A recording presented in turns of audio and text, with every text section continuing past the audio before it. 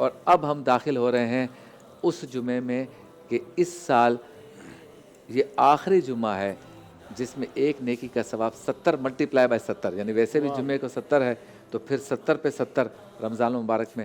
تو اگلا جو جمعہ ہوگا اس میں اس کی جمعے کی حیثیت سے تو فضیلت ہے، لیکن ماہ رمضان کا وہ جمعہ نہیں ہوگا، اس لیے جمعۃ الوداع کہا جاتا ہے، جمعۃ الوداع کہا جاتا ہے. اور یقیناً ایک ملال اگر آئے اور کل نماز پڑھتے ہوئے آنسو نکل جائیں یا غم ہو کہ ماہ رمضان جا رہا ہے، تو ایسے لوگوں کو بھی جو ہے وہ سمجھ میں آتا ہے کہ ماہ رمضان کی لذت اور ذائقہ کیا ہے. انہی کو سمجھ میں آتا ہے بلکہ کہ جن کو جانے کی حقیقی تڑپ، آنے کی حقیقی تڑپ ہو، جانے کا حقیقی دکھ ہو، یقیناً رمضان انہی کے لیے ہے. تو ہم سب ایک دوسرے کو اپنی دعاؤں میں یاد رکھیں. جیسے کہ کہا گیا، میں بھی ہمیشہ کہتا ہوں، ہو سکتا ہے یہ ہماری زندگی کا آخری رمضان ہو، اگلے رمضان کوئی اور یہاں ٹرانسمیشن کر رہا ہو، آپ یاد کریں شبیر بھائی تھے یہ بات کرتے تھے، وہ کرتے تھے، مفتی صاحب تھے یہ بات کرتے تھے.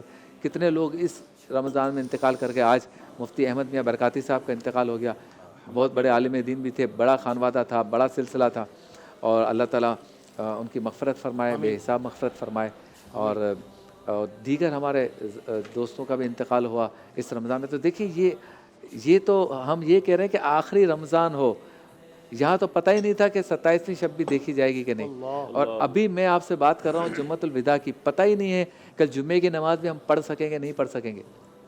یعنی اگر اس وقت میرا انتقال ہو جائے تو میرے گھر والے اعلان کریں گے کہ جمعے کی نماز کے بعد شبیر کی نماز جنازہ ہے، تو بھائی لوگ تو کہیں گے، آپ بھی کہیں گے، وہ تو جمعۃ الوداع کی فضیلت پہ گفتگو کر رہا تھا تو اسی کی نماز جنازہ پڑھ رہے. کچھ بھروسہ تو ہے نہیں.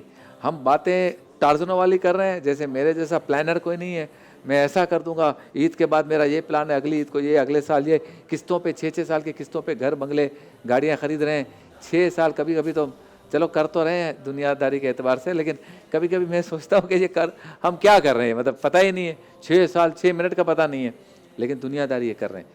اس بات کو چھیڑنے کا مطلب یہ کہ میں آپ ہم سب تفکر کریں کہ دیکھیں ایک اور جمعۃ الوداع آ گیا.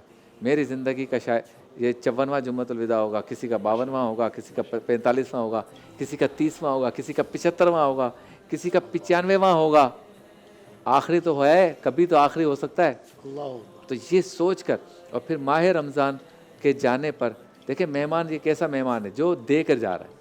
ہمارے گھر پہ مہمان آتا ہے، کھانا بھی ہمیں کھلانا پڑتا ہے، بستر بھی ہمیں دینا پڑتا ہے، اچھا پانی اس کو دو، اس کے لیے تولیے کا انتظام کرو، صابن کا انتظام کرو، نہانے کا، صفائی کا، استری، کپڑے رکھنے کی جگہ، ساری چیزیں ہم کرتے ہیں. وہ ہم سے لے کے جاتے جاتے ہم اسے تحفہ بھی دیتے ہیں. یہ کیسا مہمان ہے جو ہم سے کچھ بھی نہیں لے رہا، ہمیں دے کے جا رہا ہے. یہ لو توبہ کی قبولیت دے کے جا رہا ہوں، یہ لو استغفار دے کے جا رہا ہوں. رمضان کہہ رہا ہے یہ لو تجھے مغفرت دے کے جا رہا ہوں. تو اس کے جانے پہ ہمیں غم ہونا چاہیے، یا اس کے جانے پر ہم کہیں ارے بابا عید آنے والی ہے، خوشیاں، کپڑے.